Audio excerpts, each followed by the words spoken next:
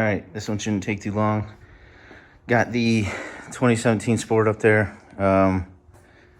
Basically did a pull the other day and it ran really strong. And then all of a sudden, I no longer had any boost. So I limped it home. It actually drove pretty well, surprisingly. But I figured probably my intercooler tubing, hopefully, if I'm lucky, came off, which it had. You saw just a second ago. This is a very quick way that I found works pretty well. Put your hose back on, basically. I haven't tightened anything down yet, but I just wanted you guys to see what it normally looks like. So normally you've got your mounts up in here, right there.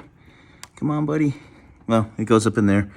And then this is attached to what I'm assuming is the subframe right there.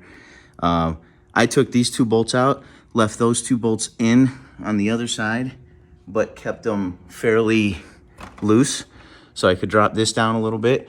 Once that dropped down, I pulled it completely out of this grommet. I took the 8mm. I took the 8mm out of here, which is holding your, intercooler to what I think is your condenser. Might be the radiator. I can't tell. It looks pretty thin. So once you take that out, you get a little more freedom. You got some movement here. I was able to bring the hose back, take the clamp off. Once I took that out, I repositioned the hose clamp on the hose, loosened it all the way. This is just how I do it. You guys can do it however you want. Loosened it all the way, and then put the hose and the clamp back on together as one.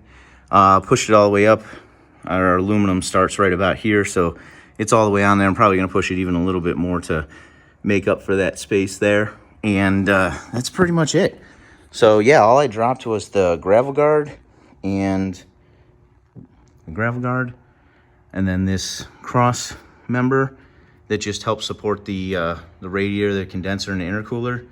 And once that was dropped and out of the way, I actually found it pretty easy to get in here, even with my fat hands, and get this thing back on there. Not too bad. I'd say maybe a total of 25 minutes, if that. So much easier than when I dropped the entire bumper last time to install it, which, you're going to have to do when you try and install it. You got to take the whole bumper off. But yeah, that's pretty much it. So I'm going to put that mount back on, and it should lift it back up into place, and I'll tighten down this clamp, and it's done.